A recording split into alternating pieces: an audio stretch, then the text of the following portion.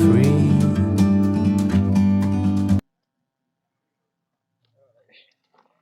अच्छा, स्टार्ट पहले थोड़ा इस तरह कैंडिडेट से करते हैं पहले बताते इधर से हम ना वो साथ खाने पीने को भी रख लेते हैं। कसम से यहाँ फ्रेश बेंच होता तो बियर्स इन द शेड की तरह। हाँ अच्छा, तो हमें रिस्पांस तो काफ़ी अच्छा मिल रहा है यूट्यूब पे, तो क्या ख्याल है एक और वीडियो बनाई जाए? हाँ, ये अभी हम रिकॉर्डिंग मोड में है। रिकॉर्डिंग मोड में? हाँ। अच्छा ठीक है। चल एक बार फिर।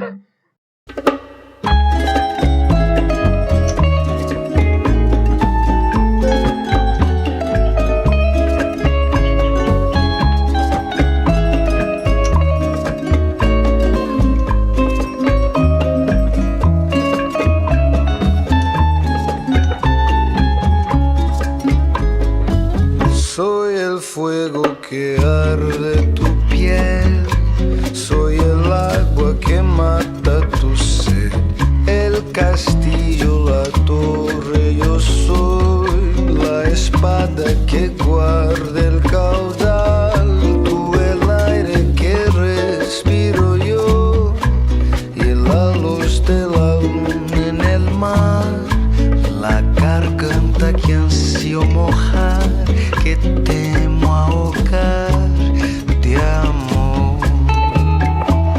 Igual deseos me vas a dar. Oh, dices tú, mi tesoro, basta con mirarlo y tuyo será. Y tuyo será.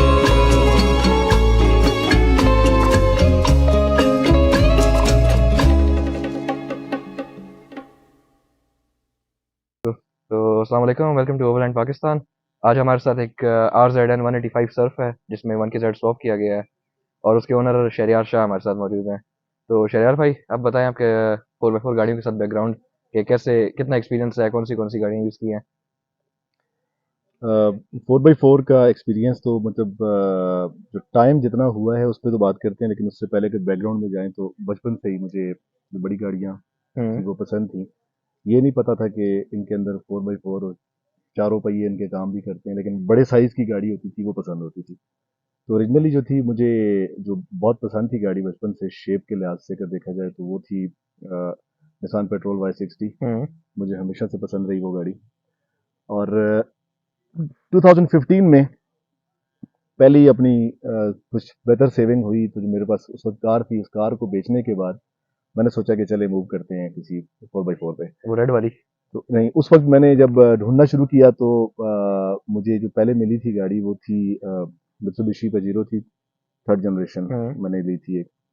और 3 डोर गाड़ी थी वो मैंने ली, 1 साल मैंने इस्तेमाल की। लेकिन वो जो बचपन का एक वो बैक एंड पे जो ख्वाब चल रहा था निसान पेट्रोल वाला, वो चलता रहा। 1 साल के बाद मैंने 2016 में वो गाड़ी बेच दी थी और फिर मैंने निसान पेट्रोल ली जो कि 3 साल मेरे पास रही। उसके बाद फिर मुझे शौक आया। उस शौक का बैकग्राउंड भी आपको पता है, हाइलक्स आप वाला? हमारे व्यूअर्स को उसके क्लिप दिखा फंस सकते गई हैं। फंस गई। अगर हमारे पास वो हाइलक्स वाला क्लिप है तो वो ढूंढेंगे हम, अच्छा। जिसमें निसान पेट्रोल मेरी फंस गई थी और एक हाइलक्स ने हमारी गाड़ी को वहां से निकाला था। लाइट वेट और पावरफुल और रोबस्ट गाड़ी होने की वजह से इतनी बड़ी गाड़ी को निकाला जब उसने, फिर मुझे शौक हुआ कि बस अब जो है वो मतलब एक खुदा की तरफ से फरिश्ता बन के आई थी हमारे लिए, ऐसी हाँ, सिचुएशन थी। उसकी हालत ऐसी थी कि वो लगता है ऐसे था कि वो खुद भी नहीं चल पाएगी, लेकिन उसने वो 2.5 टन की गाड़ी निकाल ली थी। तो उसके बाद मुझे शौक हुआ कि मुझे पिकअप ट्रक पे जाना चाहिए, टोयोटा पिकअप पे जाना चाहिए। फिर मैंने LN166 2003 मॉडल की एक ली। बैक का थोड़ा सा इशू था मुझे, वो 1 साल में मुझे पता चल गया कि इसने मुझे खड़का देना है मजीद भी। तो फिर वो मैंने 2018 में वो भी बेच दी थी। एंड आफ्टर दैट आप बैकग्राउंड में देख सकते हैं Hilux Surf 3rd generation 1999 model. और ओरिजिनली ये RZN 185 है। लेकिन जब मैंने ली तो मैंने फ़ौरन ही इसको स्वैप किया और इस वक्त 1KZ पे ये चल रही है। और मतलब सबसे ज्यादा लंबे अरसे तक आपने यही गाड़ी रखी है? जी बिल्कुल। और इरादा यही है कि ये गाड़ी मेरा ख्याल है कि फॉर लाइफ तक मेरे जो पोते हैं वो इस गाड़ी वो में भी बैठ एंजॉय के कहा करेंगे। करेंगे कि हमारे दादा ने कितनी अच्छी गाड़ी बनाई थी। मतलब ये टोयोटा रिलायबिलिटी है। हाँ जी बिल्कुल, निसान से reliability शिफ्ट होके आप आए हैं, फिर कभी वापस नहीं है। गए? मैं फिर वापस कभी नहीं गया। जबरदस्त। अभी भी अगर कभी निशान पे गया तो इसके साथ निशान होगी, ताकि वो जाहिर है जहाँ पे रिकवरी के लिए कहीं तो गाड़ी होनी है ना। जहाँ पे कहीं फंसे तो टोयोटा रिकवरी के लिए पहुंच सके। बिल्कुल। तो चले इसके बाद हम जाते हैं बार वर्क पे। बार वर्क के फ्रंट बम्पर आपने कस्टम मेड बनाया है, साइड रेल्स बनाई है, तो उसमें ज़रा डिटेल बताते हैं इन्हें। मेरी गाड़ी में इस वक्त जो इसका फ्रंट बुल बार है, ये भी कस्टम डिजाइन कस्टम हम्म मेड है। जो रॉक स्लाइडर्स हैं, ये भी मैंने जो स्टे अपने आते हैं वो मैंने हटा के हम्म। ये खुद ही डिजाइन करके बनवाए थे फैब्रिकेटर से। आप ऊपर रूफ रैक देख सकते हैं, हम क्लोजअप भी दिखाएंगे आगे अपने व्यूअर्स को, वो भी इसमें भी टोटली आपने बड़ी ज्यादा ख्वारी की है। कस्टम मेड कस्टम डिजाइंड है। ये पहले स्ट्रेट था, हम्म लेकिन जैसा कि सर्फ के जो ओनर्स हैं उनको पता होगा कि इसके ऊपर चूंकि इसकी अपनी एक रेल बनी होती है जो कि इसके रूफ के ऊपर होती है, हम्म। तो सर्फ का जो होता है आप जो रूफ रैक बनाते हैं तो बेसिकली वो माउंटिंग ज्यादा पॉइंट जो इसके, वेट के लिए नहीं होता, और वो आवाज भी आती है उसमें, वो गड़गड़ की आवाज आती इसकी है। मतलब वो लैंड क्रूजर की तरह वो गटर लाइन नहीं होती ना जी, जिससे। गटर लाइन इसमें चूंकि नहीं आती है, इस वजह से ये इसमें नॉर्मली एल्यूमिनियम के रैक्स वगैरह ही लोग रखते हैं, और हम्म थोड़ा बहुत लगेज रखने के लिए। मैंने भी पहले जब इसको बनाया सॉलिड बनाया, मैंने पाइप्स का बनाया, लेकिन मुझे फील हुआ कि वो वेट सारा मेरे छत पे आ रहा था, और उसकी कोई इतनी यूटिलिटी मुझे नहीं नजर आ रही थी। हम्म।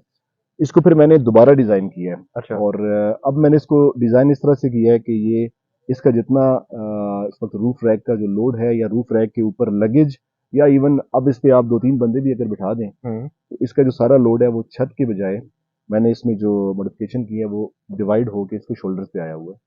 तो अब ये किसी भी जो साइड गटर वाली गाड़ी की तरह ये लोड उठा सकती है।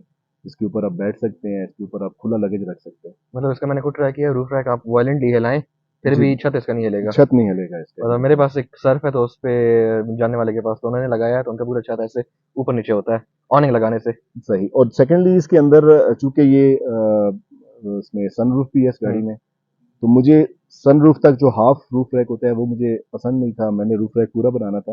अगर इसकी आप ऊपर से इमेज हमारे देखने वालों को दिखा सकें, हम्म। तो इसके ऊपर जो है वो सनरूफ की जगह खाली है, इसकी सनरूफ की यूटिलिटी अपनी जगह मौजूद है। वहां से बंदा निकल भी सकता है। जी एग्जैक्टली, बिल्कुल निकल सकते बिल्कुल, मेरे पास वो वीडियो भी कहीं पड़ी होगी, मैं यहाँ से निकल के खरगोश के शिकार कर हैं। रहा हूँ, हाँ वो भी बिल्कुल। इसमें फीचर करेंगे। सही।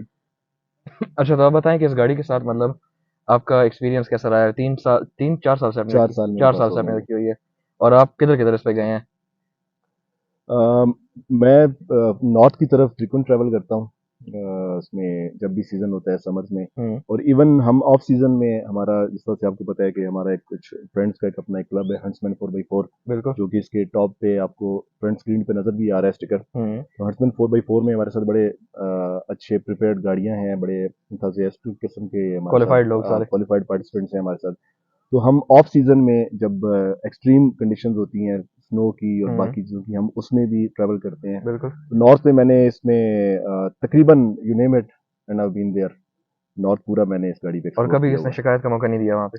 जी, 4 साल में अल्हम्दुलिल्लाह इस गाड़ी में कभी भी, क्योंकि मैंने जब ये ली थी 4 साल पहले, तो बॉडी वाइज ये गाड़ी जो है, इवन इट्स 99 मॉडल, हम्म। लेकिन ये टोटली जो है ये अपने उसमें है, जेन्युइन पेंट में। जेन्युइन पेंट में है, इसमें कोई बॉडी में कोई काम भी नहीं हुआ हुआ। और मैकेनिकली ये थोड़ी सी डाउन थी जब मेरे पास आई थी गाड़ी, तो मैंने एक गो में तकरीबन 2 महीने ये वर्कशॉप्स में ही रही है। हम्म। तो इसका पूरा डीएनए ही ऑलमोस्ट आप समझे कि इसका चेंज हुआ है, इंजन स्वैप के साथ साथ सस्पेंशन एंड एवरीथिंग जो है था वो उसमें ये है कि रिलायबिलिटी इसकी, वैसे भी इट्स टोयोटा, हम्म। तो रिलायबिलिटी तो है ही, जाहिर। नाम ही ऐसा है। और उसके बाद जो मैकेनिकली एक बार मैंने जब इसको फिट किया है, तो हम्म। अभी ये रूटीन मेंटेनेंस मांगती है 5-6 महीने बाद, वो तो हर गाड़ी मांगती है। वो थोड़ी बहुत होती है। बाकी रास्ते में अल्हम्दुलिल्लाह ये कभी किसी बिल्कुल। जगह पे रुकी नहीं है। पहले जो इसमें 3RZ इंजन था वो वैसे भी अंडर पावर्ड जरा मशहूर है। जी बिल्कुल ऐसे ही था वो, मैंने मेरा ख्याल है जब गाड़ी ली थी तो विद इन 3 मंथ्स हम्म। मैंने वो साफ कर दिया था।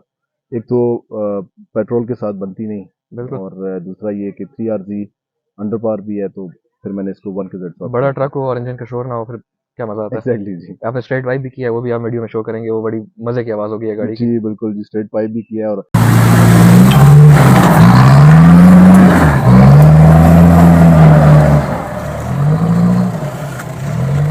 थैंक्स टू यू, उसमें मैंने आपसे ही सारा मशवरा और गाइडलाइन ली थी, तो इट्स वर्किंग फाइन अच्छा, नाउ। इसमें आप ये बताएं, काफी लोग कहते हैं आप स्ट्रेट पाइप करेंगे आपकी फ्यूल कंजम्पशन ज्यादा होगी, तो इसके पीछे क्या लॉजिक है? मैंने सुना ज़रूर है और लॉजिक की तो मुझे समझ नहीं आ रही थी, तो मैंने एक्सपीरियंस करने के लिए मैंने किया। मेरे पास तकरीबन इसके 5-6 महीने हो गए हैं स्ट्रेट पाइप किए हुए, तो मुझे कोई फ़र्क महसूस नहीं हुआ। हाँ, ये है कि जो गाड़ी की जो एक साउंड है, ये एक्स्ट्रा नॉइज़ी नहीं है, ना पैसेंजर्स को डिस्टर्ब करती है, ना रोड पे बाहर जो लोग सुन रहे हैं उनको डिस्टर्ब करती है। एक इसकी सोफिस्टिकेटेड सी एक वो ब्रूम ब्रूम की एक आती है आवाज़ है एक। और सेकेंडली जो मैंने फील किया है स्ट्रेट पाइप के बाद कि गाड़ी की पावर अच्छी हो गई है, पिक अच्छी हो गई है, लेकिन फ्यूल कंजम्पशन जितनी बिल्कुल। पहले थी उतनी उतनी ही अभी अभी भी भी है। है। वो मेरे ख्याल में लोग इसकी आवाज़ सुनने के लिए ज़्यादा पैर देते हैं गाड़ी हाँ, को, वो कभी उसे कभार जब आपका दिल करता है कि आप इसकी स्ट्रेट पाइप की आवाज़ सुने एग्जॉस्ट की, तो उसमें पर डेफिनेटली आप वो थ्रॉटल पूरे देंगे। सिस्टम ही बदनाम करते हैं कि स्ट्रेट पाइप ना लगाओ, कंजम्पशन ज़्यादा बिल्कुल होती है। जी, ऐसा ही है। और दूसरा 1KZ का आप बताएं, 1KZ के साथ काफ़ी ऑनलाइन आप आई हेट मर्ड पे करें या ऑस्ट्रेलियन फॉर्म्स पे करें, तो 1KZ के साथ एक ही वर्ड आता है, हेड क्रैक। तो इसके आपके साथ कैसा एक्सपीरियंस रहा है? ये चूंकि मेरी डेली ड्राइवर नहीं है ये गाड़ी, हम्म ना सिर्फ ये रोड्स पे चलती है, ये मोस्टली रहती ही ऑफ रोड है। एक्सट्रीम कंडीशंस, एक्सट्रीम टेरेन्स पे इसको हमने चलाया हुआ है। और अल्हम्दुलिल्लाह मैंने 4 साल में इसका ऑयल चेंज किया टाइमली। हम्म और अब 4 साल के बाद आके मैंने अपनी खुशी से इसका टाइमिंग बेल्ट चेंज किया है। और हेड तो दूर की बात, इवन इसके टर्बो में भी आज तक कोई प्रॉब्लम नहीं दिया इसने मुझे। बिल्कुल। मतलब आपकी तरफ से ये 100% रिलायबल बुलेट प्रूफ इंजन है। एग्जैक्टली जी, मैं तो इस चीज़ पे नहीं मानता कि जो कोई कहता है कि 1KZ में कोई प्रॉब्लम है, कोई किसी तरह का प्रॉब्लम इसने आज तक मुझे वो नहीं भी दिया। प्रॉब्लम आती है उसके पीछे भी, मतलब एक रीज़न है कि इन्हें कहते हैं कि 1KZ के इंजेक्टर 70-80,000 किलोमीटर के बाद सर्विस कराने चाहिए। जी इसके जी। असल में डिज़ाइन एक फॉल्ट है, वो है प्री कंबशन चेम्बर है इसमें, इनडायरेक्ट इंडक्शन है। तो वहाँ पे अगर इंजेक्टर पुराने हो तो वो हीट स्पॉट बनाते हैं। तो अक्सर आप हेड देखें तो वहाँ पे ही वॉल्व के पास क्रैक होता है। तो मुझे जितना ख्याल है, जितने मैंने देखा है, तो वो मेरे ख्याल में इंजेक्टर की आप सर्विस रेगुलर कराएं, आपका हेड कभी क्रैक नहीं होगा। जी बिल्कुल, मैंने जब टाइमिंग बेल्ट इसका भी चेंज किया था, तो मैंने इसकी इंजन का कंप्लीट एक चेकअप हम्म करवाया था।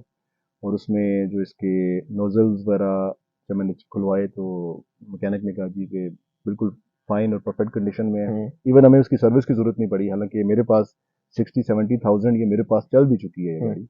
और फर्स्ट टाइम ये इसके नोजल खुले थे और बगैर सर्विस के दोबारा फिट हुए हैं। और ये ज़बरदस्त। बिल्कुल ठीक काम कर रहे हैं। तो फर्स्ट टाइम आपकी किस्मत अच्छी थी कि इंजन आपको साफ मिल गया था। जी बिल्कुल, ये उस्मान भाई हैं हमारे, एक बड़े अच्छे दोस्त मैकेनिक हैं। हम्म ये B17 और संजानी के करीब उनकी वर्कशॉप है। मैं उनको डेफिनेटली यहाँ पे क्रेडिट देना चाहूँगा, क्योंकि मेरी गाड़ी कंप्लीट उन्होंने शुरू में इसको जो रिस्टोर किया था, हम्म मैकेनिकली एवरीथिंग उन्होंने इसमें काम किया था। और उसके बाद परफेक्टली वो ठीक चल रही है गाड़ी। बिल्कुल। और 1KZ फ्यूल कंजम्पशन के बारे में आप क्या कहेंगे? 33 एमटीज लगाए हैं आपने उसके साथ। 1KZ जब मैंने इसमें स्वैप किया था, तो उस वक्त ये अपने ऑल टेरेन स्टॉक साइज के टायर थे। उस वक्त मैं गाड़ी हम्म में जब काम शुरू किया था मैंने, तो मैंने तकरीबन 15-20 दिन गाड़ी उसी स्टॉक हाइट, स्टॉक सस्पेंशन और स्टॉक टायर में चलाई थी। तो उस वक्त इसकी जो माइलेज थी वो पर किलोमीटर, पर लीटर इट वाज ऑलमोस्ट 8-9। हम्म और आफ्टर दिस लिफ्ट और ये बिगर साइज टायर्स, अभी वही रूटीन की जो इसकी होती है माइलेज 6 to 7 किलोमीटर पर लीटर ये देती है। वो भी ऑटोमेटिक ट्रांसमिशन के साथ। जी, ऑटोमेटिक ट्रांसमिशन के तो साथ। 1KZ के नॉर्मल है, मतलब ये जी, इतना ट्रस्टी ही है, इंजन है काफ़ी, इतना ही 4 ऐसा ही सिलेंडर है जी। में। बिल्कुल, अगर आप इसमें मैनुअल में भी जाते हैं तो 7 प्लस माइनस में ही जाएगा, कोई इससे बिल्कुल ज़्यादा फर्क नहीं पड़ता इसमें। बिल्कुल। मेरे पास मैनुअल में है 28 इंच टायरों पे, तो वो भी यही एवरेज रहती है, सबसे बुरी 7.5, सबसे अच्छी 9.5-10। ऐसा ही है जी, थ्रू बिल्कुल। आउट द बोर्ड, मतलब यही इसकी एवरेज है। अच्छा, सस्पेंशन का आपने जिक्र करे थे, इसमें आपने कितने इंच की और कौन सा ब्रांड लगाया है? इसमें मैंने आयरन मैन का सस्पेंशन डाला था। हम्म और ये वही जब मैंने 4 साल पहले गाड़ी को पूरी तरह से रेडी किया था, तो मैंने उसी वक्त डाला था। और 4 साल में बहुत ज़बरदस्त चल रहा है ये इसका सस्पेंशन। लिफ्ट जो है आयरन मैन का, इसमें आयरन मैन के आपको पता है कि 3 तरह का सस्पेंशन हम्म यूजुअली मार्केट में आता है। नाइट्रो गैस, फोम सेल और फोम सेल प्रो। हम्म नाइट्रो गैस जो है वो आप उसको वीकेंड ऑफ रोडिंग के लिए रखते हैं और डेली ड्राइवर में कंफर्टेबल है। फोम सेल जो है वो थोड़ा हार्ड है हम्म एक्सट्रीम कंडीशंस के लिए। और फोम सेल प्रो जो है वो तो फुल टाइम अगर आप ऑफ रोड में जाते हैं तो वो बहुत हार्ड सस्पेंशन है। तो मैंने उस वक्त सोचा और फिर मैंने जो चूज़ किया था वो नाइट्रो गैस ही किया। नाइट्रो गैस अच्छा। की जो हाइट आती है स्टॉक सस्पेंशन के मुकाबले में, ये तकरीबन 1.75 है आई गेस। हम्म और ऑलमोस्ट आप इसको 2 इंचेस कंसिडर कर सकते हैं। लेकिन 2 इंचेस के बाद जब मैंने इसको 33 एमटीज लगाए थे मैंने इसमें, तो रबिंग का इशू आ रहा था डिचेस में। हम्म तो फिर मैंने इसमें 2 इंचेस का और लिफ्ट दिया है, जो मैंने स्पेसर्स डाले हैं इसमें। अच्छा, तो मतलब ये टोटल अभी ओवरऑल 4 इंच। ये ओवरऑल ये 4 हम्म। इंचेस लिफ्ट है, जिसमें कि 33 जो हैं वो अब बिल्कुल परफेक्ट हैं और रबिंग इशू कोई भी नहीं है। अच्छा, ये आईएफएस है, तो आईएफएस में 2 इंच के साथ मतलब नहीं चलते। अब सॉलिड एक्सल अगर होती, उसमें आपके टायर रब कर रहे हैं, आप 2 इंच सस्पेंशन किट डालें तो वो काम कर जाता है, रबिंग खत्म हो जाती जी, है। जी। आईएफएस का एक ये है, और आईएफएस के आगे मैंने सुना है कि लोअर बॉल जॉइंट्स जो हैं वो मसला करते हैं अक्सर। लोअर बॉल जॉइंट्स, मैंने भी सुना था ये बात कि लोअर बॉल जॉइंट्स में भी इशू आता है और अपर में भी इशू आ जाता हम्म। है। मैंने 4 साल पहले जब ये इसका किया था काम, तो उस वक़्त मैंने इसके बॉल जॉइंट्स चेंज किए थे, और दोबारा मैंने तकरीबन 3 साल के बाद हम्म। मैं रेगुलर बाकी को चेक करवाऊँ या ना करवाऊँ, सर्फ का अगर आप इंटरनेशनली फोरम्स पे जाके देखें तो उसका एक एलबीजे फेलियर इसके साथ एक टैग लगा होता है पक्का। ये किसी भी लोअर आईएफएस गाड़ी का। आईएफएस में स्पेशली हम्म। थर्ड जनरेशन सर्फ में एलबीजे फेलियर बहुत ज़्यादा है, जो कि लोअर बॉल जॉइंट फेलियर जो कि निकल जाता है। हम्म। अक्सर लोगों का इशू ये होता है कि उनकी गाड़ी पीछे रह जाती है और अगला एक टायर उससे आगे निकल जाता है, बिल्कुल। अलग हो जाता है, ये क्रैश करती है अक्सर। लेकिन उसमें मैंने फिर उसको जितना भी पढ़ा है तो वो यही था कि जो अगर आप इसकी प्रॉपर टेक केयर नहीं करते, हम्म। आप ऑफ रोडिंग इस पर बहुत ज़्यादा करें और आप बॉल जॉइंट को चेक ना करें, तो फिर ये किसी भी टाइम फेल हो सकता है। 3 साल में मैंने चेंज नहीं किया, लेकिन 3 साल में मंथली मैं इसका खुद भी चेकअप करता हूँ। इसका हम्म। बड़ा इजी होता है बॉल जॉइंट को टेस्ट करना, और मैकेनिक के पास अगर आना जाना हो तो it takes like 5 to 10 minutes, बिल्कुल। आपको समझ आ जाती है। अभी जब मैंने इसको चेक करवाया तब भी बॉल जॉइंट्स ठीक थे, लेकिन हम्म। मैकेनिक ने सजेस्ट किया कि अब आप इसको तीन चेंज कर साल लो। हो गए हैं, तो चेंज कर देना चाहिए। मेरा ख्याल है कि इसमें कोई इस तरह का इशू नहीं आता अगर हम्म। आप रूटीन मेंटेनेंस इसकी रखें। इसमें अक्सर ये भी होता है कि मतलब स्टॉक टायर्स में जितना लोग मेंटेनेंस पीरियड रखते हैं कि चलो 1 महीने बाद चेक करूंगा, 2 महीने बाद, तो अगर आप मतलब 33 इंच टायर या 35 लगा लें, उसके साथ वो वेयर एंड टेयर जो है वो मल्टीप्लाई हो जाता है पीरियड, जी, फिर एग्जैक्टली जल्दी exactly, जल्दी तो होते हैं। आपको जल्दी इसको चेक करना आपने अपना पड़ता है। मेंटेनेंस पीरियड भी फिर उसके साथ वो एल्टर करना होगा। जी, मैं वैसे अगर अच्छा बच्चा बनने के लिए कहूँ कि मैं फोर्टनाइटली या मंथली चेकअप करवाता हम्म। हूँ इसका, वैसा नहीं है। अल्हम्दुलिल्लाह बहुत रिलायबल है ये गाड़ी। मेरा जो इसका रूटीन जो चेकअप पीरियड है वो 3 मंथ्स है, और इसमें कुछ ब्रेक्स व्रेक्स या कुछ और छोटा मोटा जो होता है काम, हम्म। वो आफ्टर 6 मंथ्स ये मांगती है, और बड़ा लिमिटेड से उसमें एक्सपेंसिव में मेरा काम हो जाता है। और वो तो ऑटोमेटिक गाड़ी है, ज़ाहिर है ब्रेक पैड जल्दी वेयर आउट होते हैं जी, कम्पेयर बिल्कुल। To manual. और इन गाड़ियों की आजकल मार्केट में प्राइस क्या है? आपने कितने में ली थी? हाँ, ये बातें बताई नहीं जाती लेकिन चले, चूंकि मेरा तो सेल करने का कोई हम्म। मूड है नहीं इस गाड़ी को। ये गाड़ी एक्चुअली एमनेस्टी स्कीम की क्लियर है, इसी की वजह से ये गाड़ी इतनी साफ भी है। अगर आप 99 मॉडल की जो सर्फ हैं, वो अगर अर्ली 2000 में जो इंपोर्ट हुई हैं, तो वो डेफिनेटली वो गाड़ियाँ पाकिस्तानी इसमें मॉल में चलने के बाद और काफ़ी ख़राब हुई होती बिल्कुल। हैं, उनमें डेंटिंग पेंटिंग का काम हुआ होता है। ये 2014 में ये गाड़ी बिल्कुल ब्रांड न्यू शोरूम कंडीशन में थी जब ये इसको रजिस्टर करवाया था। हम्म। मेरे चाचा हैं, मैंने ही लेके दी थी उनको और रजिस्टर करवा के दी थी। तकरीबन 2014 से लेके 2018 तक ये गाड़ी मेरे चाचा के इस्तेमाल में रही है, और उसके बाद वो चेंज करने का उनका मूड था, और उस वक्त मैं चूंकि सर्फ की तलाश में था, ये मेरे सामने की गाड़ी थी, हम्म। तो मैंने उस वक्त उनसे ले ली थी।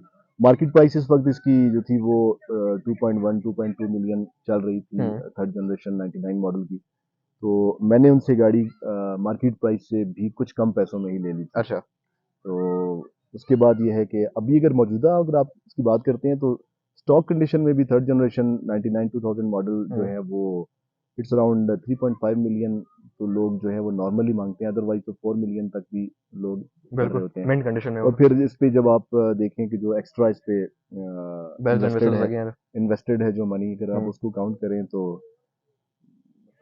इट्स 5 तक समवेयर जाती है बात। समवेयर अराउंड 4 मिलियन प्लस, अगर 5 हम्म। तक नहीं भी जाती तो इतना तो है ही। और इस मतलब प्राइस ब्रैकेट में आपके पास और कौन सी ऑप्शंस थी, और अभी इस वक्त कौन सी ऑप्शंस है और? इस वक्त की बात करने से ज़्यादा बेहतर है कि मैं बिल्कुल। 2018 की बात करूं, क्योंकि आई ऑलरेडी हैव 4x4 और अभी फिलहाल मैं इसको चेंज भी नहीं कर रहा। तो उस वक्त मेरे पास जो ऑप्शंस थी वो 3 ऑप्शंस मैं कंसिडर कर रहा था बेसिकली। एक था मेरे पास 80 सीरीज लैंड क्रूजर का एक हम्म। ऑप्शन था, जो कि इसी प्राइस ब्रैकेट में 2 मिलियन प्लस माइनस में आ जाती थी इस वक्त गाड़ी। और फिर उसके बाद जो सेकंड ऑप्शन था मेरे पास वो था 70 सीरीज हम्म। का, और मैंने वो भी कंसिडर किया। उस वक्त 70 सीरीज अच्छी जो थी वो आपको पता है कि 1.2 टू 1.5 मिलियन आ रही थी गाड़ी। 70 सीरीज में कौन सी हैवी ड्यूटी लीव स्प्रिंग या प्राडो 5 डोर? प्राडो 5 डोर की बात कर अच्छा रहा हूँ जी। अच्छा। और 90 सीरीज प्राडो आपकी ऑप्शन में नहीं थी? 90 सीरीज प्राडो जो है वो कभी भी मेरे ऑप्शन में नहीं रही है, हम्म, ऑल्दो के सर्फ और उसका इंजन स्पेक्स अगर आप देखते हैं, सस्पेंशन सेटअप देखते हैं, सारा सेम है, हम्म। लेकिन स्टिल मेरे कभी भी इसमें ऑप्शन में वो नहीं रही है। और चलें, अगर फर्ज करें एक बंदा ये लेना चाह रहा है सर्फ और अपने लिए प्रोजेक्ट बनाना चाह रहा है, तो उसको आप क्या गाइडलाइन देंगे? पहली दफा बंदा कर रहा है। अ, गाड़ी में ये है कि आप सबसे पहले तो ये देखें कि गाड़ी की बॉडी कंडीशन कैसी है, मतलब उसमें कोई मेन एक्सीडेंट वगैरह ये इस तरह की चीज़ें ना हो, क्योंकि नॉर्मली यहाँ पे लोग गाड़ी को लाइफ टाइम रखने के लिए तो लेते नहीं है, बिल्कुल। साल 2 साल रखना होता है फिर ऐसे बेचना होता है। इन्वेस्टमेंट लेते हैं। हाँ जी, तो जब आपने इस पॉइंट ऑफ व्यू से लेनी है तो फिर आप ये देखें कि गाड़ी आपकी बॉडी में ठीक हो, डेंट पेंट का काम ज़्यादा ना हो, रस्ट ना हो गाड़ी में। और अगर आपने इसको लाइफ टाइम रखना है, प्रोजेक्ट कार बनाना है, तो फिर आपके लिए बेहतर ये है कि आप थोड़ी सी कमज़ोर गाड़ी ले लें, उसको आप कंप्लीट अच्छा सा रीपेंट करवा लें, तो मेरा ख्याल है कि वो आपको रीजनेबल मिल जाती है वो बहुत मैकेनिकली। और इंजन और हम्म, बाकी जो आपकी ट्रांसफर मैकेनिज्म है, आपका ट्रांसमिशन मैकेनिज्म, उसको आप देख लें, क्योंकि अभी आज से साल 2 साल पहले का वक्त तो है नहीं कि आपको पार्ट सोर्स करने में भी आसानी हो और कम पैसों में मिलते हों। बिल्कुल अब जो कि जो बॉर्डर्स की कंडीशन है उसमें ये है कि एक तो पार्ट्स आपको टाइमली अवेलेबिलिटी बहुत मुश्किल है, और प्लस 4 to 5 टाइम्स जो प्राइसेस हैं वो इंक्रीज बढ़ कर गई है। चुकी हैं। अभी मतलब लास्ट ईयर मैंने 1 के जेड लिया था 5 लाख रुपए का, अभी इस साल 7 लाख के आसपास रेट है। मतलब इससे आप अंदाजा लगा लें कितने। जी, मैं 4 साल पहले जब मैंने अपनी गाड़ी को बनाया था सारा, हम्म, तो मुझे उस वक्त जो 1 के जेड मिला था, नॉर्मली इस वक्त जो प्राइस चल रही थी वो 2.5 लाख चल रही थी। मुझे थोड़ा बड़ा प्रिस्टीन कंडीशन में मिला था इंजन, मैंने 3.5 लाख का लिया था, लेकिन स्टिल अभी आप देखें तो वही आपकी बात ठीक है कि 7-8 लाख तक भी इसकी प्राइस जो पहुंची हुई है। बिल्कुल। तो चले, थैंक यू कि आपने टाइम इतना दिया है। आपका बहुत शुक्रिया जी, आप आए और आपने मेरी गाड़ी का एक डिटेल रिव्यू दिया, बल्कि आपके साथ ये सारी बातें करके तो मुझे खुद थोड़ा सा वो मेरी रिवीजन हो गई है कि हम्म, मैंने क्या क्या किया था इस गाड़ी में। अभी ये है जी कि 4x4 अगर आप गाड़ी की तरफ जाना चाह रहे हैं तो ये अब बहुत प्राइस की, अगर आप फ्यूल प्राइस के हवाले से देखें, पार्ट्स की प्राइस के हवाले से देखें, तो ये बहुत एक्सपेंसिव इस वक्त एक शौक बन चुका है। बिल्कुल। तो अगर आप माइल्स पर गैलन या किलोमीटर पर लीटर के हिसाब में गाड़ी लेते हैं हम्म, तो 4x4 आपके लिए ऑप्शन नहीं है, क्योंकि 4x4 के बारे में गोरे ये कहते हैं कि it's not about miles per gallon, it's about smiles smiles पर पर गैलन। गैलन, कि आपको एक गैलन में कितने लोग waves and smiles and thumbs up बिल्कुल। देते हैं रोड पे। तो बाकी ये है जी कि ये नेवर एंडिंग प्रोजेक्ट्स होते हैं, आप इसमें जितना भी इन्वेस्ट करते जाएं, आइडियाज आपको मिलते रहते हैं, आप खुद क्रिएटिव हैं, खुद आप आइडियाज बनाते हैं, आप काम करते जाते हैं। तो बाकी मेरी गाड़ी में अगर आप जिस तरह देख सकते हैं, इसकी फ्रंट हेडलाइट्स जो हैं ये आपको मॉडिफाइड डिफरेंट लग रही होंगी, क्योंकि इसमें हेलोजन बल्ब आते हैं या लोग HIDs लगा लेते हैं। मैंने पहले इसके हाउसिंग्स को खोल के इसका जो मैकेनिज्म अपना था वो निकाल के मैंने इसमें प्रीमियो के प्रोजेक्टर्स फिट किए, तकरीबन 1 साल मेरे पास वो थे। उसके बाद मैंने 60 सीरीज लैंड क्रूजर के जो आफ्टर मार्केट LED लाइट्स आती हैं, मैंने वो इसके हाउसिंग के अंदर फिट की हैं, जो कि लाइट भी बहुत अच्छी है इसकी, बिल्कुल। और लुक भी बड़ी इसकी इम्प्रूव होती है। काफी तो यूनिक हेडलाइट्स हैं इसकी। तो बस यही है जी, चीज़ है सामने और ये बिल्कुल चल रही है। बिल्कुल। और मतलब हम ऑफ रोडिंग कम्युनिटी में जो है, हम एक दूसरे को हम समझते हैं। मतलब आप सड़क पे गाड़ी आएगी, आप उसे वेव करें, वो भी आपको वेव करेगा। हाँ, जीप वेव इंटरनेशनल टर्म है एक, ये और सिंक हो जाती है सही की। अक्सर फैमिली के साथ ट्रैवल करते हुए या ऐसे दोस्तों के साथ ट्रैवल करते हुए जिनका हम्म, 4x4 का शौक नहीं होता, तो वो जब सामने से कोई ज्यादा लाइट्स वाली मॉडिफाइड गाड़ी आ रही होती है तो वो अपनी सारी लाइट्स एक दफा ऑन करके ना आपको एक जी बिल्कुल। वेव देते हैं और थम्स अप या वेव करेंगे। तो अक्सर फैमिली या फ्रेंड्स पूछते हैं कि जानने वाला था, तो मैं कहता हूं कि नहीं, जानने वाला नहीं था। तो फिर क्यों? हम्म, तो फिर उन्हें बताना पड़ता है कि इट्स जीप थिंग, ये एक पैक्ट है यू वॉन्ट हमारा। अंडरस्टैंड। बिल्कुल तो ये अनरिटन पैक्ट है हमारा। एग्जैक्टली जी, ये जीप वेव होता है, क्योंकि ये गिने चुने और हम्म, एबनॉर्मल किस्म के हम लोग होते हैं। बिल्कुल।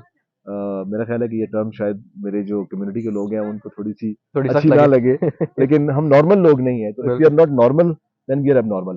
क्योंकि आजकल के दौर में हर बंदे की कोशिश ये है कि वो हाइब्रिड गाड़ी की तरफ जाए या स्मॉल इंजन की तरफ जाए, जो कि किलोमीटर में 15 से 20 किलोमीटर 1 लीटर में दे रही हो। बिल्कुल। तो यहाँ पे हम लोग जो है, हम इतनी हैवी ड्यूटी गाड़ियां हैवी मेंटेनेंस के साथ 6-7 किलोमीटर पर लीटर पे चल रहे हैं, तो we are not normal people, we बिल्कुल आर सही नॉर्मल बात है। पीपल। तो तो चले फिर इंशाल्लाह बल्कि जब इसको अगर सोफिस्टिकेटेड टर्म में यूज करें तो we are different. We are different, बिल्कुल। चले फिर इंशाल्लाह आप जब अपना सॉलिड एक्सेस स्वैप करेंगे फिर इसकी दूसरी वीडियो बनाएंगे, श्योर जी, तो sure. Really looking forward to it. Thank you very much. आप इतना दूर से ट्रैवल करके आए यहाँ पे झील के किनारे बैठ के हमने रिव्यू लिया। और मैं कैमरा वर्क के लिए जो हमें राजा हैदर हमारे बड़े अच्छे दोस्त हैं, उन्होंने जो हमें असिस्टेंस दी है मैं उनका बड़ा शुक्रगुजार हूँ। और राजा हसन भी साथ हैं और उन्होंने भी हमें बड़ा फैसिलिटेट किया इस बिल्कुल। हवाले से। Thank you very much Salman, बहुत शुक्रिया। चले, हाफिज।